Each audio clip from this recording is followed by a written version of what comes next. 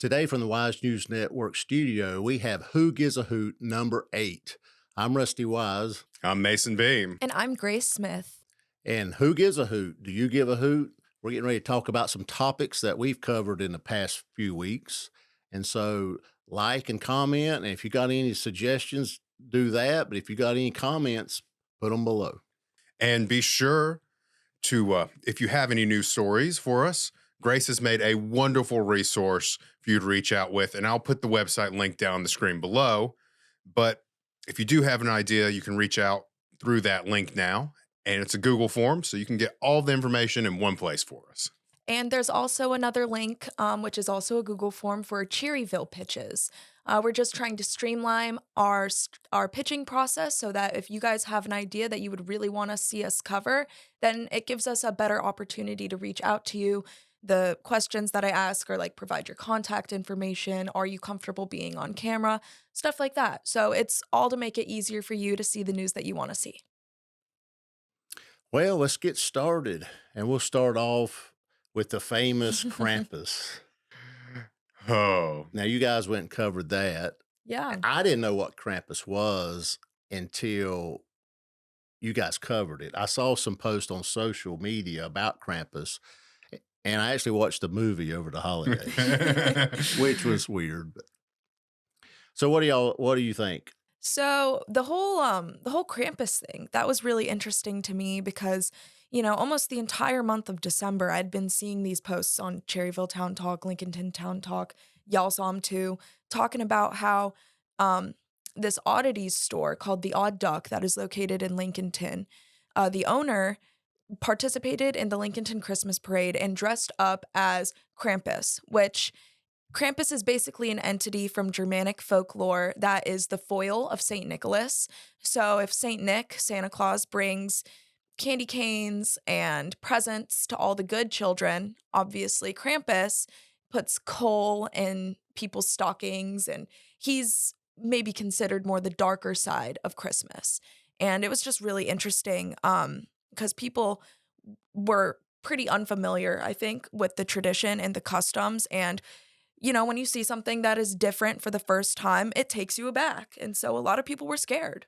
Yeah, and I do understand, kind of the area we're in, why people see something that looks demonic and they're like, oh, let's back away from that. But it is very interesting because it is from the same area of traditions that like the Mummers Parade and the New Year's Shears came from. And it would be something that'd be very intertwined with the sorts of things that we do around here in Cherryville. But like, what was his name, Grace? Krampus. Yeah. Okay. Like Krampus was telling us, it's just no one's used to it yet. Well, the Christmas tree is a Germanic Mhm. folklore. So, I mean, Yule. or Yule time deal. So if you start looking at American traditions, most of them are brought from Europe, Yes. and we've commercialized everything. So that's our fault. And I would love to see the Krampus tradition kind of done up how they do it in Australia, because in Australia, it's like an adult Halloween where you go door to door asking for alcohol and while you're dressed as Krampus. And if they don't give you alcohol, you break into their house and steal their alcohol. That That sounds is like a New funny. Year's shooting deal. It does. See, that's what I'm getting at. It's something we would definitely 100% get along with in Cherryville if people get past the demonic imagery. So the New Year's shooters need to dress like Krampus and demand alcohol. Yes. Okay, that's interesting. It was really fun, though. We got to sit down. I believe his name was Mike Payne. If that's not right, feel free to edit this out. I'll fix it. But we got to sit down with him, but he was dressed as Krampus. We wanted to kind of do something playful for the holidays. So I figured, why not interview the man himself or the mythical entity himself and sit down and see what Krampus had to think about it. And it was really just kind of a fun way to welcome in the new year, and obviously not the most hard-hitting news, but it definitely stirred up a lot of conversation, which is why we do what we do. We want to introduce people to new ideas, things that maybe they haven't considered, stories that haven't been covered, and give them an opportunity to learn more and also discuss their opinions. Because whatever your opinion is about the situation, whether you think it's, you know, an energy that you don't want around you personally, like having that discourse is always a good thing. Hey, if you tell kids Krampus is coming to get them, probably do a better job than if Santa Claus is going to give them coal. Oh, yeah. So tell them if they're not good, Krampus is coming. They might straighten up. Oh yeah, it For works. real, yeah. I had Patrick on that whenever he was growing up. It works. Okay. Does its job. Well, anyway, that was interesting. So we'll see how all that turns out next year. But, freedom of speech, parades, if you disallow one thing, then you open up a door of a lot of things. So the parades, you have to kind of draw the line. And speaking of parades, I didn't realize a couple of years ago that the Cherryville Parade, that they disallowed the Piedmont Lithium folks that were against the Piedmont Lithium from Mhm. actually having a float, and that was interesting. I did not know that. So where do you draw the line of allowing people in a parade and disallowing people in a parade? So that's kind of, I know parades are not supposed to be political, and it's really Yeah. not political, but It's almost like allowing protests in a way in the parade, sort of. Yeah. There's also no way of knowing that whether or not that advocacy group would have had, stop Piedmont Lithium all over their parade float, because they are local community members who wanted to celebrate the reason for the season. I remember seeing the Facebook post saying that they just wanted to celebrate in the parade with, their community members. And obviously, with the group being an advocacy group, there's a lot of conversations that need to be held there. Like, is this the right time and place if there were to be some kind of a statement? But, I'm a big proponent of free speech. I think if you want to join the parade, you want to talk about a movement at any time of the year, I say go for it. And that goes for all sides of Yeah, the and you have spectrum. politicians basically campaigning during the parade. Oh, yeah. Yes. So it's kind of, I don't know. You just got to pick and choose your battles, I guess. So I guess maybe they were scared what may happen, and I think that was the Krampus deal in Lincoln, is people Mhm. were offended by Krampus because they didn't seem like it was Christmas enough, I guess. So, Yeah. so I don't know. Maybe they do have a rule sheet for the parade. So future parades, who knows? Maybe more Krampus, less Krampus. I don't know. We'll see. Krampus holding a Stop Piedmont Lithium sign. Yeah. Anyway, on to a more serious note was the cervical cancer piece Mhm. that Grace did, and tell us a little bit about that. Yeah, absolutely. I'm really, really proud of how that article came out. It's one of our longer ones, but it was just a situation where a group of survivors of cervical cancer and people who have been diagnosed with cervical cancer, some who still are experiencing symptoms, reached out to me, and they wanted us to highlight an event that they were doing because January is Cervical Cancer Awareness Month, and they were having a grand teal ribbon cutting in the Shelby Chamber of Commerce, and they were also having a health fair to get people more aware about the dangers of cervical cancer. And I got to interview four members of this advocacy group and talk to them about their experiences with having cervical cancer. And it was very touching. And I learned so much about this disease and about why it's so important to spread the word. Like, for example, you hear cervical cancer and you think that women are the only people who are affected, but men are affected too. And if women were the only ones who could contract anything, males are still carriers. So it's really important that male teenagers in the ages, I'm like 9, I believe, is the youngest you can start getting Gardasil 9, which is the cervical cancer vaccine, up until 16 is the proper age range to get it. So, it's cancer preventative care, and important that if it's your decision to have your children get the vaccine, that you go ahead and do so. And I just learned so much, and it was very empowering hearing these stories from these women who have been dealt a bad hand, but don't let that stop them. One sentiment that was very true amongst all of them is that they're going to fight this and they're going to be okay because they're so strong-willed and powerful, and it was really touching. It was. And then one of the more interesting things I found out through them about cervical cancer is just how often it seems to go misdiagnosed at first. Mhm. And it leads to honestly a lot of time spent, it seems, where they could be getting treated and they're just not. Yeah. And then it seems like the doctors don't really want to listen sometimes, at least from the experiences they told us about. Yeah, a little bit. It seems like there's definitely some discrepancies in diagnosing it because there's a lot of symptoms with cervical cancer that overlap with other issues. Like, for example, menopause and cervical cancer share a lot of the same symptoms. But one thing that I found through my research is that demographics of women of color are primarily affected by cervical cancer diagnoses and also by diagnoses that go a little bit later, like than they should have. It usually is women of color, which just kind of highlights how important it is that our healthcare system in our country addresses those concerns. And vaccines, right now there's a stigma on vaccines, Oh yeah. whether you get any kind of vaccine. Some parents prohibit their children from getting vaccines Yeah. now. Yes. And with the COVID deal, some people says I'm never taking another vaccine. So, Mhm. I don't know. That's a personal preference, but without vaccines, we'd still have polio and a lot of other diseases going around. Absolutely. And then drawing it back to the vaccine thing, that was another thing that was mentioned while we were doing the interviews is that the vaccine isn't really advertised as preventable cancer care. Yeah. It's just whenever a doctor talks about it, they're like, oh, it's about time for your child to get this. But they don't really explain to the parents that, like, this prevents cancer. It's not just something that we're just jabbing them with for funsies. I mean, they may have a vaccine that prevents cancer. Who knows? But does the medical system want that? I mean, the medical business is in it to make money. And so, are we in the healthcare business or the health money business? I vote for two, but Well, I mean, really, how many times do you go to your doctor and y'all talk about diet? How many times does your doctor say, what are you eating? Give me a list of what you eat.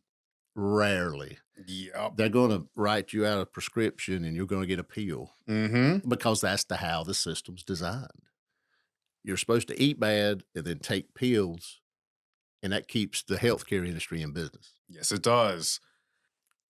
So there you go. I mean, that's capitalism at its strongest, right there. Is how to We're make money in the drug business. we're gonna be followed by some blacked out, unmarked vans.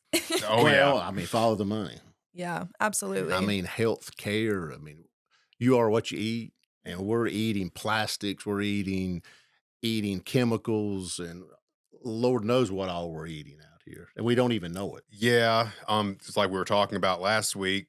One of the statistics is it's about every 2 weeks you ingest a credit card's worth of microplastics. And then drawing it back to the actual healthcare industry itself, I know plenty of nurses, both male and female, who have stopped doing their job, not because they don't want to help people anymore, because they got tired out by COVID, but because they just do not agree with how the healthcare industry is working, how much people get charged, because they don't feel like they're helping people. They feel like they're putting people in debt for the rest of their life. Well, you have some foods that are banned in Europe, Mm-hmm. and we're eating them. Yep. Mhm. To like the Doritos here are different than the Doritos in Europe. Because we're still allowed to have Red 40. Okay, so I don't know about the quality of our food anymore. The GMO and all that, the corn and They put a lot of hormones in spraying meat. Roundup on your corn. We piss off Big Pharma and the FDA today. Well, I'm just it's something that people need to talk about. It is. When a 2-liter sun drop is cheaper than water, Yes. that's a problem. Mm-hmm.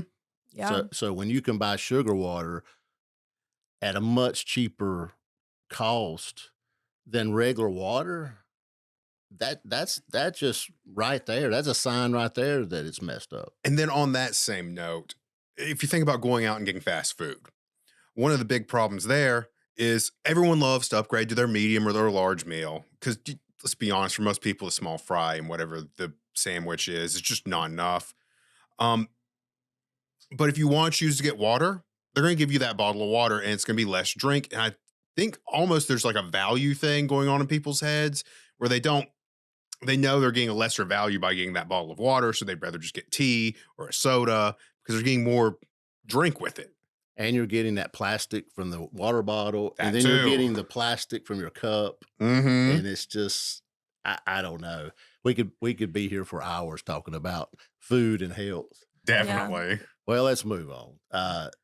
Then we covered the Cherryville New Year shooters, Yes, we did. which year 2024 Mhm. did that, and the Cherryville New Year shooters had over 500 members this year. We did a live out in front of our studios here.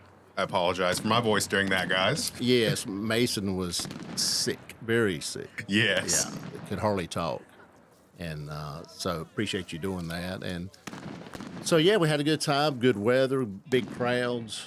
Both groups, I think, had good crowds. I think they had a New Year's Eve night uptown. They had a little get together up there. So they had that. And then it was a big event. I guess we were scaring off witches and ghosts, and I didn't see any. So it must have worked. Scared Krampus back to Germany. That reminds me of a couple years back whenever, I don't remember if it was the Gas and Gazette or the Cherryville Eagle, but one of them put out an article about how the New Year's shooters were scaring off tree witches. And that's always been the funniest thing to me. I love that article. You remember that, Rusty? I mean, yeah, there's several out there about tree witches, and I haven't seen any witches in any trees. If I do, I'll try to blow them out. Took a little bit too long to take effect for my ex-wife. But yeah, if you want to learn about the Cherryville shooters, you can go to So cherryvilleshooters.com. You can just type in Google Cherryville New Year shooters, and you'll see a lot of stuff about the Cherryville New Year shooters. It's interesting. It's a Germanic, European type tradition that's been brought over for hundreds of years. So we'll be doing it again in 2025. And it's also an organization that is always welcoming to new members. Like, we interviewed Matt Aldridge, who was a first-year shooter, and he absolutely loved it. Said that it was one of the most poignant, emotional, and just traditional things that he could possibly be a part of. And he's been in Cherryville for only 2 years. So if you're on the fence, if you're feeling maybe like an outsider, like that's might not be for you, it is. And if you're interested in it, I would highly recommend giving it a try. Yeah, it was good to hear another person's point of view Mm-hmm.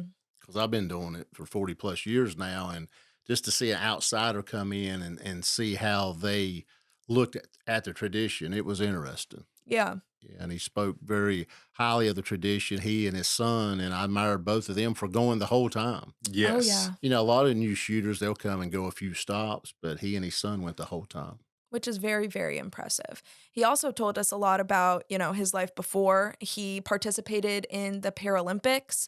I mean, this man, he was very, very impressive, very cool. He makes rebar furniture and decor where he will like fold and bend an entire rebar rod into these beautiful shapes. And I can barely even snap a pencil. So if that can give you any image of how strong this guy is, he's definitely really interesting. Matt, if you're listening, maybe make the Cherryville New Year Shooter logo.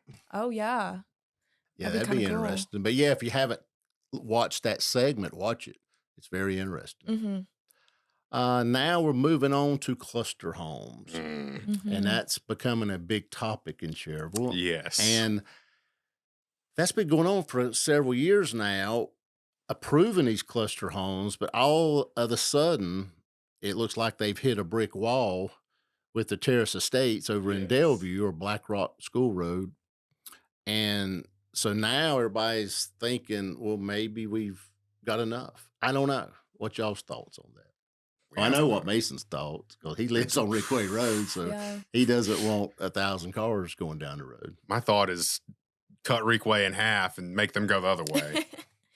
At the city council meeting that we sat in on, they discussed it in length because it was a public hearing.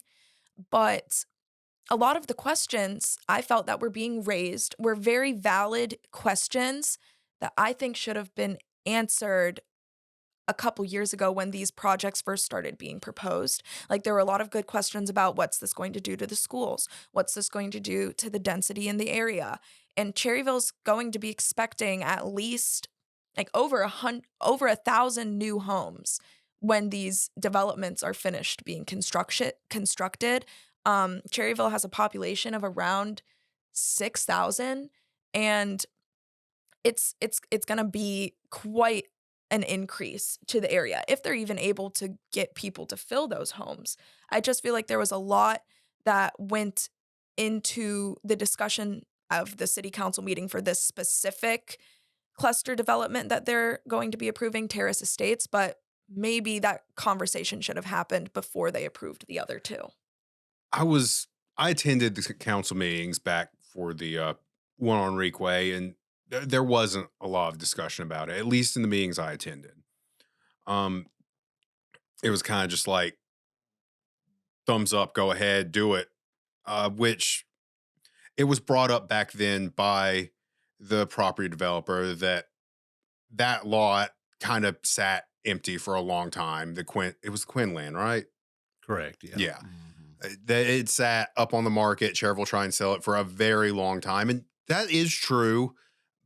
But also I feel like maybe if the city had split that acreage up and tried to sell it piece by piece, then maybe the Cherryville citizens would have bought it instead of a larger developer. Because it's kind of hard to justify. I can't remember exactly how much acreage it was, but it's kind of hard to justify a singular person buying that much property that's completely undeveloped.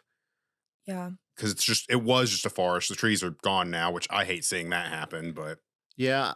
I understand what the city and what the city government wants. They want more people. And when you get more people, you get more tax revenue, more water, sewer, electric, that sort of thing. So I understand kind of where they're going with that. It's just if all this happens within a 5-year period, that's a lot coming into Cherryville at one time. It's yes, also the big discussion that's been happening is whether or not they're going to be able to approve the zoning request from the developers. Right now, those plots are zoned at, I believe it's R12, hmm single family, and the square foot per lot is 12,000. But the recommended rezoning recommendation from the developers that they would have to adopt in order to get all 100 homes that the developers have proposed is 6,000 square feet, R9 cluster developments, which is cutting the lot sizes completely in half. When those lots have sat at 12,000 square feet for 20 years, they were originally zoned that way for a reason. And I think that a lot of people in that area have a little bit of I wouldn't say like a problem necessarily. That's one thing that I will say is no one who really spoke is necessarily against development.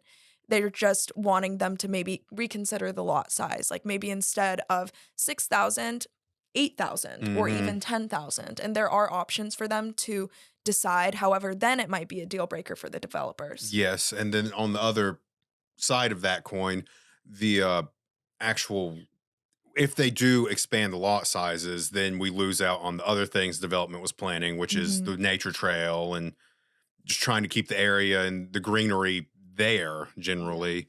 Um, but I will say that developer in specific was very good about listening to the people's concerns and they seem happy to work with everyone. So, Absolutely. There was a gentleman who spoke who owns a nearly a century farm, and it's also it could be considered a bicentennial farm at this point. And he lives in that area. Raised concerns about runoff. Recommended that they maybe add another retention pond on top of the one that was already required. And the developers said that they would be more than happy to do that. So I think if they all work together, it could work out. yeah, that one could definitely work out. But you know what's funny about these cluster home neighborhoods? They're all on the outskirts of Cherryville, Mhm. and there's no walkability to the city limits or to Yes. downtown. And I know as I look on the west side with Strap Acres, an RV park, and the lower income housing or what affordable Affordable housing, yeah, Yes. housing. whatever you want to call it. On the west side, there's no walkability to town. Mhm. There's no sidewalks. So as they put these developments in, are they going to have sidewalks to downtown? They need it. I mean, Cherryville is very limited on its walkability. Around right downtown is walkable, but you get much farther, a block or Mhm. two away from in the center of town, there's no sidewalks. And that was one of the big concerns on Requay. I know we've talked about this over and over again, but no one on Requay wants them to extend the road by another lane like they proposed around the original time of the Cherryvale developments going through. But if you think about it, and they take enough road space for another lane from everyone's yard, and then they try and put a sidewalk in to make it walkable, there goes everyone's yard on Requay. The houses on the road are just, they're on the roadside. Yeah. So, I don't know. The council's kind of up against a very sticky decision now because they've already approved two, mhm. and now this one. I think if they approve this one, they need to put a moratorium on Mhm. cluster homes and say, okay, this is enough. You know, we're not going to do any more because let's be truthful here. The developers are the ones that want to make the money. Yes. Mhm. I mean, it's a money deal for these developers. They can make more money off putting more homes. And then that makes me worry about another issue we're facing across the board in America with these sorts of developments, which is that a lot of these developments, they'll get built by one developer, and then another large company will come in and buy up all the houses and turn them into rental properties. And then they sit empty because they set the price too high for the rentals for the area. And we're seeing a lot of that. Yeah, there's a lot of new homes that have been built in Cherryville. I Hmm. mean, there's a lot. If you just ride around, there's quite a few new houses, Yes. and it's not that noticeable, you know. So if you start building these 400 or 500 home cluster homes, then it's going to be noticeable. But I didn't hear a whole lot of backlash from the Strap Acres, other than they didn't want a back entrance, you know, to Hmm. Delview. But we'll see. It's an interesting situation. I don't know why they're wanting to grow Cherville as much as they are this quick. 6,200 people, 6,300. You know, they want a goal of 10,000 people, I heard. So, okay, if that's a goal, but why? Why do you need 10,000 people? Do you want more homeless people? Do you want more drugs? Do you want more? The more people you have, the more issues you're going to have. Yes. So, I don't know unless it looks like the government's in good shape, then what's the need other than, yeah, we want more restaurants, we want more places to go to, I guess. But I think that's something that a lot of smaller cities and towns kind of encounter is obviously we have a lot of growth in Charlotte, and Charlotte is expanding outwards, and people are coming more this way because, as you're settling down, having a family, you don't want to live in the city as much, and people are moving out, expanding suburbs. But I feel like what kind of happens with smaller areas is you either experience trying to prepare for that growth a little too early, which is what I think we're experiencing here in Cherryville, where they know that it's coming and so they want to be prepare for it as best as they can. So they're doing everything that they think is a good idea to do so, but it might be a little too early. Like approving one cluster neighborhood at a time. See how that one fills up, see if there's demand for another one, approve another one. Um Whereas I just graduated from App State, and in Boone, it seems like they started preparing for the development and growth that Boone is experiencing way too late. And now they are experiencing a severe housing crisis where there's just not enough affordable housing for students, let alone locals, teachers, the people that the university employs, and just everyone who's lived there for even their entire lives. So it's like you need to find that medium where you're preparing at a steady rate for the growth, but it's not too late and it's not too early. It's kind of like Goldilocks, I guess. Yeah. Yeah, there's a sweet spot there. Just like the downtown, you can't have too many restaurants, you can't have too many bars, you can't have too many of the same store, or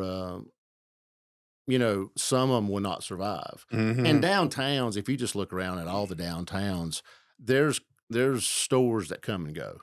Mhm. There's empty stores in all the neighboring downtowns, and Yep. that's the way it's always going to be. You rarely see a full downtown unless it's in a tourist area or something like that. And then also on the thought of having more people around here, if the point is to get the traffic count up, that way we have more businesses interested in coming to Cherryville, more chains, more things like Food Lions, and well, I know we already have the Food Lion, but Ingles and Waffle Houses and stuff like that. Then there are other ways to get the traffic count up, which would be to have more of an attraction in Cherryville, which I know is also part of the idea with the the Main Street program, make Cherryville's Main Street more beautiful, get more people coming into the town, get the traffic count up. But at the same time, I don't know, it just feels like there's some sort of mark we could be hitting that, Well, I would like to see a lot of energy put into getting jobs, yes. industry, getting jobs. Not that restaurant jobs are not important and retail jobs are not important, but we don't have a whole lot of industry here or jobs. Hmm. All those people that will come here will have to go drive back to Charlotte or a Mhm. neighboring town because we Yep. don't have jobs. We just do not. And the proposed Piedmont lithium mine does offer a little opportunity for, I think, maybe it's between 200 and 400 new jobs for the area. But even that is not a lot, you No, know? it's not. Like, it's definitely a start, and it's definitely going to help the people who are able to have those jobs, but I think what Rusty's talking about is, like, a company with, like, 1,000 plus Yes. Yeah, I mean employees. they've exerted an extreme amount of energy on downtown, Mhm. and I would like that energy to be put on getting industry here. Yes. I mean, that's what to me they're kind of putting the cart before the horse, really. Hmm. But speaking of Piedmont, their stock is dropping like a rock, like down to $17 or something. So if lithium prices do not go back up, it may be years before Piedmont Lithium comes, and that's Yes. just the nature of lithium globally. Is the EV sales are down, and the lithium product's not moving as fast as they thought it was going to move. So we'll see how all that turns out. Yes. Yep. And the Cherryville City Council put speaking limits on the public to 3 minutes, which I don't Yeah. really know why they did that. I mean, I've never seen people standing out the door wanting to speak. I mean, there's been a handful of people wanting to speak, but I think maybe they just don't like getting yelled at. Yeah. That seems like part of it. They it's just not really fair to the people because the 5 minutes, it can definitely be needed in some cases. And I noticed, I know it wasn't during the citizens to be heard, it was during the public hearing part of the zoning development thing. But I noticed everyone who was up there, they went, one person spoke for 17 minutes, another person spoke for On like the public 7. hearing, I don't know, is it limited on public It's I hearing? not don't think limited. so. It's just if you compare the two things, the citizens to be heard and the public hearing, you can see how easily it can drag on. Yeah, I could see. I mean, especially if everybody's talking about the same thing, Yeah. Hmm. and there's times where it may need to be limited, Mhm. but I just thought the timing was a little interesting.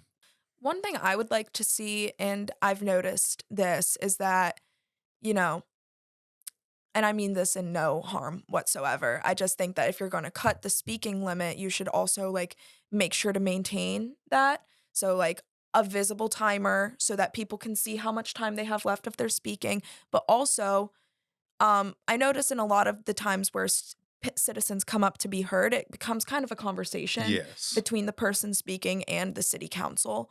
When I believe if you're going to impose like a 3 minute speaking time, let that person speak the entire 3 minutes or however long of that they need, and then use the remaining time, if there is any, for a Q&A, for Yes. to ask questions. Because if somebody's there and they're trying to speak and also having to answer questions on top of that, that's when you run into some trouble, I think, with speaking limits.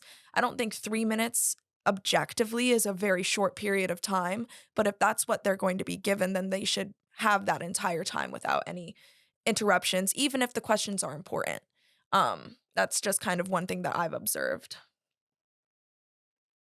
Well, it's interesting. There's been a lot of activity with the city council and a lot going on. And our next segment was the cherry trees, which is a Cherryville That column. was the first one, right? That was the second one. Second one. Yes. Tell us a little bit about, I think Sid Strapp's Yes. spearheading that. Yeah. We were talking about needing an attraction in Cherryville, and maybe in about 20 years when all of these trees that Sid and his team have been purchasing, when they're all able to be grown, like I really believe that this area is just going to be all pink and beautiful come springtime. But it was a very, very cool story to get to listen to. Sid Strap did coordinate it and tried to organize these efforts, but he couldn't have done it without his team and without the very generous donors, Mr. Talbert, who donated the money for these cherry trees on behalf of his wife as kind of a gift to her and her friends who grew up in Cherryville and love reminiscing about Cherryville. So the entire story was really just beautiful, from the community engagement that took to get this project off the ground all the way to the history. I learned why Cherryville's called Cherryville, and it's because back in the 1800s, when it was still the White Pines settlement, there were cherry trees growing all around Old Post Road, which used to run kind of diagonally, it was explained to me, through Cherryville, and then all along the railroad tracks, planted by a citizen who lived around here at the time. And the people working on the rail lines or going on Old Post Road would say stuff like, oh, we're entering Cherryville because here are all the cherry trees. And so the initiative with the cherry blossoms is to try and recall back to Cherryville's time before, all of the main roads and all of like the bustle. I thought it was really, really beautiful. It's originally called White Pine, I think. Yes. Or White Yeah. Pines. Yep. And then the most interesting part of the initiative for me was Sid's proposal that maybe next year they're going to try and start getting the citizens involved by offering a program where you can have a cherry tree put in your yard, which I would love to see just the entire town having cherry trees everywhere due to that. And it would be a very cost-effective way, since the people, you'd have to pay to have it put into your yard.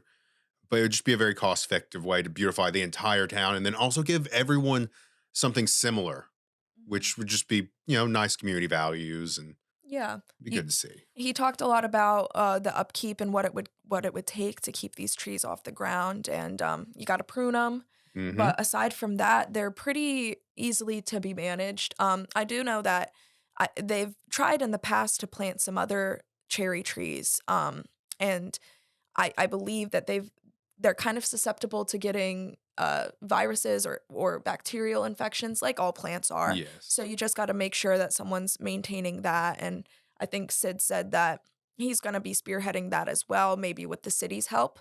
But yeah, they're Kwanzaa cherry trees. So they're the beautiful pink ones that you see at the Thomas Jefferson Memorial in Bloom in DC every I spring. wonder if that's what we have outside. I think it might be. Because I bought 3. See, the chamber had a drive about 15 years ago Okay. and did a drive to sell cherry trees. So I bought 3, planted 3, and the middle one died. So I don't know if they're the same type. They only bloom about a week, maybe 2. It depends. They've never produced fruit, right? No. Okay. Well, the Kwanzaa variety doesn't. So Yeah. if it ever does start producing fruit, we know it's not that. But Yeah, I need to prune mine or do something to them. We trimmed them a few years ago, but they're getting big. yeah, They are Yeah. getting big. Yep.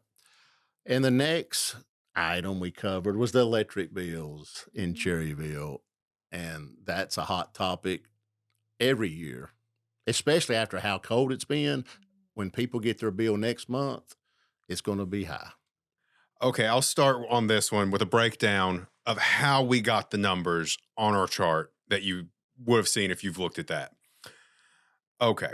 So just to clarify, the numbers on our chart are not the actual rates being charged per kilowatt hour. What those numbers represent is the average payment per kilowatt hour, and it factors in not only the average household usage of electricity, because the rates do increase once you hit certain breaking points. I think the first 500 in Cherryville is where it changes. Is that correct? Yeah, so it goes 500 and then it increases At 1,000. 1,000 and then Yes. yeah.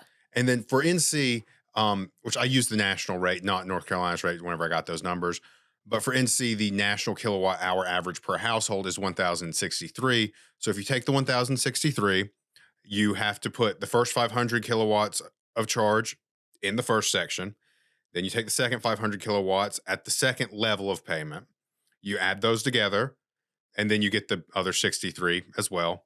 And then you add in the facility charge, and then you divide it by the 1,063 on average. And that's how I got the rate for the average per kilowatt hour. Like I said before, it is not the actual fee you're being charged per kilowatt hour. It is the total on average of what the bill would be charging you. Yeah, and all the utilities do it different. They have different levels that they charge Mm-hmm. different rates on commercial and residential, and they're not. It's hard to compare them all Yeah. Yes. when they have different break points. Mm-hmm. And this So was specifically focused on residential. And another thing is we were really only focusing on those folks who are on Cherryville Power because Cherryville has a couple different power 3. agencies. There's Duke Energy and REA. But we were focusing primarily on the city because we've noticed that a lot of the concerns are from people who are on city power. But one thing that I have learned through this process is that the city has really tried hard to reduce the rates. Mm-hmm. And they're also very transparent about how much your average bill is. Even in the time we were working on this piece for a while, started it back in November, and a lot went into the math and like getting all of the numbers and the interview and stuff like that.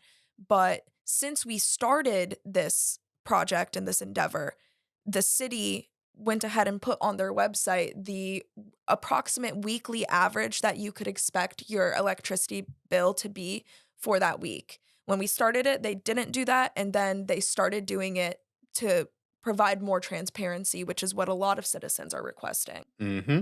and on your bill, it's water, sewer, electric. It's all those utilities combined. 'Cause a lot of Yes. people say, "Oh, I had a $800 power bill." Well, no, you had water, sewer, trash, electric. So your totally combined bill is everything. Yeah. And then drawing it back to the town growing, we will have another charge on that bill if we hit 10,000, which would be the stormwater charge. The Mhm. stormwater, yeah, and I think you have to if it hits Yes, 10,000. you But I do. guess they could do it now. They could. If we keep having all these floods and rain, may have to do it early. Yes. Yeah. And next was with the fires on Mountain Street, which Mhm. we had two. We had one on North Mountain and one on South Mountain. Yes, we did. And they're still investigating both of those, I understand. And there is rumor that there were people seen going in and out of the North Mountain. Yes. And so I guess it's under investigation whether it could have been potentially vagrants in there starting a fire to get warm or something. Who knows? But it seems like the past few days there's been house fires about every night or early in the Yes. morning. There have been. There were some over towards Shelby too. I was picking up on while I was out and about. Yeah, yeah. So this time of year when it's 5 or 10 degrees outside, people are trying to get warm. Even if you own the house, people are building fires and of course plugging in space heaters. Yes. That's a no-no. You do not use strip cords and do not use drop cords. And then if your house is older like mine, uh, and you have one of the gas heaters in your wall, don't leave that on when you're not home. And Make sure it's off. yeah, get a carbon monoxide detector as well. Mm-hmm. Yeah, and smoke detector. Mhm. Every house needs a smoke and carbon monoxide detector. Do we plug Mr. Sparky here? You can. I mean, Mr. Sparky, that's what we do. We have our own brand of smoke detectors and CO detectors, and this time of year we find a lot of these surge strips, and they have space heaters plugged in, and it burns them up. And Yes. I mean, I can't tell you how many homes we go to, or the outlets burnt. Mm-hmm. You know, because basically you're pulling 15 to 16 amps continuous on that outlet, and it can't handle it. So what should you use to plug your space heater in? It if you read on the cord, the instructions, it says directly into the wall. Okay. You're not supposed to plug it into anything other than the outlet in the wall. Okay. Okay. No drop cords, no surge strips, no power outlet strips, none of that. Directly straight into the wall. That makes sense. If y'all have space heaters, make sure that you listen to that, or you might be giving Mr. Sparky a call. Yeah, yeah. And we can fix it up. We'll get you fixed up. But a lot of times we have to put in a separate circuit just for that. Because if you need a space heater, usually something's not right. Either your heating and air is not sized right, or you don't have your heating and air working, or something's not right if you need a space heater. Yeah. Also, the Historical Museum, which we've been covering that for over a year now. Al and Lori did resign. Yes. Al Putnam and Lori Pruitt resign, and therefore they're going to appoint, the city's going to appoint a new board. Mm-hmm. Yeah. So that's finally over with. Don't know what's going to happen to the museum as far as it's staying where it is. Well, that's good. So it's going to stay where it is with a new board, and I don't know what the plans are for the museum, but the museum is educational. The museum does not have to make money. Schools do not make money unless you're in the sports, and the head coach is making $10 million a year. But no, really, it's just the museum is there for educational purposes, and I think the majority of the citizens did not want that museum gutted and turned into a restaurant. And so I think the city finally wised up and say, yeah, I think we're going to keep it. And I know back when we were making the tour of the museum, the video tour kind of thing that we did, it was mentioned that that board was looking at getting more from the Shell Museum and adding a little bit more science to the museum. And I would like to see that in there personally. I do love the dedication to Cherryville's history, but I feel like if they could get some exhibits that they're trading in and out with the Shell Museum that are scientific, it would give parents a reason to bring their kids back more often, because just little sciencey things to look at. Yeah, I mean, years ago, this was one of the heaviest mining areas in the country. Mhm. And the gold, North Carolina was the highest gold producer before, the California rush. Yep. Yeah. Yeah. It's actually kind of crazy because there's gold in every North Carolina stream, all of it. You can pan anywhere and actually get gold dust. Yeah. Yeah. There's a lot of gold in the ground. Mm-hmm. Cool. Yeah, it's good to see that has reached an amicable conclusion. I think that by the end of it, obviously there were some tensions for a while there, but by the end of it, it seems like there's no contention between the former members of the board and the city. It seems like everybody reached a conclusion that they think is appropriate and best for the residents of this city. Mm-hmm. Yeah. I think everyone was very calm and that we spoke with, and just glad that it was over. And, with the O'Leary deal, I still don't understand exactly that whole deal. If they were really going to turn it into a restaurant, which I know they were going to originally, and then Johnny Ray said no, he wasn't going to go there because of the backlash that he Yes. would get. So, but we never could get them to say what they were going to do with the museum when Mr. O'Leary had it the highest bid, I guess, at Yes. $400,000.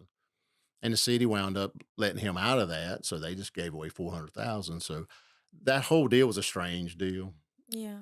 And I got a hat out of it. Y'all want to see the hat? Is the O'Learyville, let's see, home of the fake news O'Learyville. So I don't know if you can see that, but yeah, I'll put it up in the centers. There we go. anyway, O'Learyville hat and home of the fake news.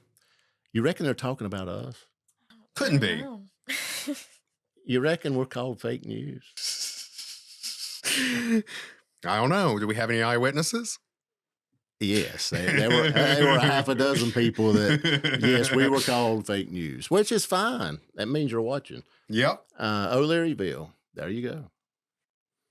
Who knows? It might change the name from Cherryville to Learyville one day, just like White Pine went from White Pine to Cherryville. Never know about history. Never know how things are going to turn out. Who knows what this area will look like in 100 years, even like 50 years. True. Well, hopefully the Mhm. museum will be there. Yeah. Hopefully. Maybe there'll be an exhibit in the museum dedicated to the museum situation. Yeah, well, that is history, and it was a situation. Oh, yeah. And hopefully the city now will spend money on that building. Mm-hmm. It has been neglected over the years. I went Yeah. up there Saturday, and there's a note closed, no heat.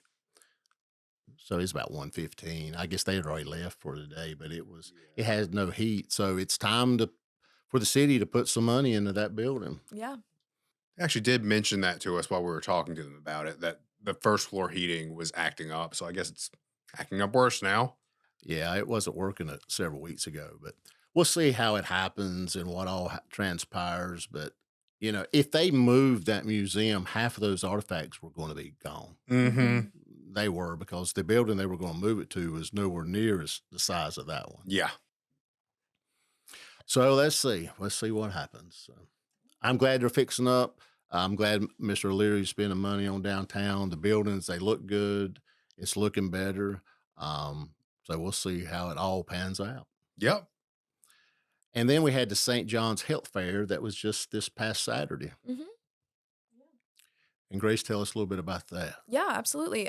So we have kind of done an interview before with Mr. Robert Kellogg, who's a city council member for Gastonia.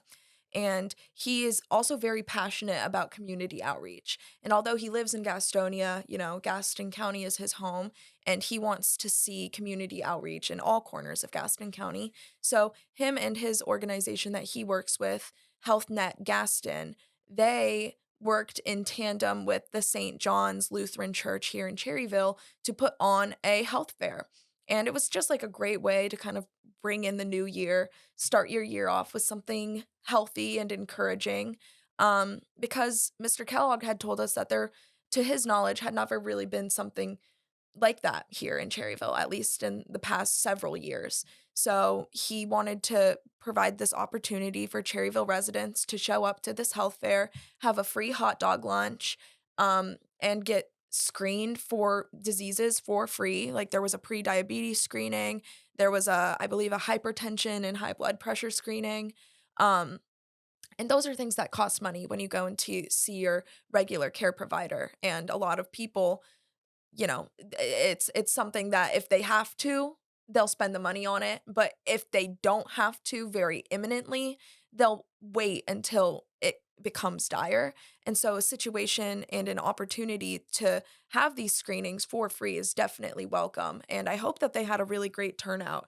I know it was a little chilly, but it still sounded like there was a lot of fun activities. It was for all ages, and it just really encouraged me to see that both of these organizations, HealthNet Gaston and St. John's Lutheran Church, And are. Contegra. Oh yeah, and Kintegra. There were a ton of organizations there, but I believe the organizers specifically were St. John's Lutheran and HealthNet Gaston. Like those were they were spearheading it. Mm-hmm. Um, and it's great that there's people who really want to get involved in the community like that, for sure. And from the way Mr. Kellogg spoke on it, we should be expecting it to return next year. So Yeah. don't feel bad if you missed out. It was their first one. And St. John's Lutheran Church, they are constantly doing community outreach. They have a clothing drive where you can go and drop off clothes, and they provide a lot of assistance to those in need in the Cherryville community and have been doing so for a very long time, which is why that partnership just made the most sense. Um, and yeah, it was I think it was a really cool opportunity for residents here. Well, that pretty well wraps it up as far as all the stories we've covered, which is a good many in the past, 3 weeks. Mm-hmm. Yeah. So it's been a busy first of the year, and we're working on more stories hmm and more Cherryville column Every stories. Friday. Every Friday. And so, guys, tell them how they can get in touch with us and what forms they can fill out, because we can't cover news if we don't know about it. So you have to tell us. I mean, we see some stuff on Facebook, but we don't see everything. So if you want us to cover something and you think it may be of interest of the community, let us know. Yeah, unfortunately, we have not learned how to be omnipotent yet. Still Working pending on on it. that. But if you do have a story idea, like we mentioned at the beginning of our video, please feel free to reach out to us through our Google Forms. We have a regular stories pitch form where you can provide us with pitches for breaking news or event coverage, anything that you would want to see us cover. Send it to the pitch form if you could. Like I said, it's just an easy way for us to get your contact information so that we can reach out to you to set up interviews. And we will link that in the space below. Also, the Cherryville pitch form, which will be obviously specifically for Cherryville, uplifting community engagement stories. And we would love to see pitches for both of those. If you have an idea for something, please just send it our way. We'd love to give some coverage to something you'd like to see. And where are those forms available, Grace? They are available on our Facebook page. They're available, I believe, on our website, and they'll be in the links below. You can also find them on our Instagram page. If you go to our Instagram bio, we have a section where we have a bunch of important links. So links to our most recent articles, all of the pitch forms, and breaking news, everything you can find on all of our social media platforms. And we have a public documents section too. Yes, we do. Public information. And we try to keep that updated with not only information that pertains to our videos, but anything that pertains to breaking news in the area. So keep an eye on that page, and specifically if you want to know the real breakdowns on some of the stuff. Yeah, we also have an email address, newsdesk@wisenewsnetwork.com, and we have merch. So if you haven't seen our merch, go online, go to our website and check it out, and do us a favor and purchase some. And talking about favors, guys, we're doing pretty good on Facebook and we're doing pretty good on YouTube. Thank you so much for that. But if you could go look out for us on Twitter as well, we would really appreciate that, because if our Twitter could grow some, we could get more out to you more quickly. Yeah, all our social media is like, share, subscribe to our stuff. It helps us, helps the community, helps everyone. And so we can be a voice to the community, not just for Cherryville, but we're growing, and we'll see where it heads. And if you want to come see me, Grace, and Rusty bug you in your hometown, just tell us. We'll be there. Yeah. Nowhere's too far. I mean, we've gone all the way to Morganton. We've gone to Charlotte, of course. Spruce Pines. Spruce Pines. Potentially have an interview with a retired professor in Boone regarding some lithium-related activity. So if that piques your interest, stay tuned for that, probably coming next month. Yeah, working on a lot of neat stories. Well, that wraps it up for Who Gives a Hoot number 8. I'm Rusty Wise. I'm Mason Beam. And I'm Grace Smith. Have a great day.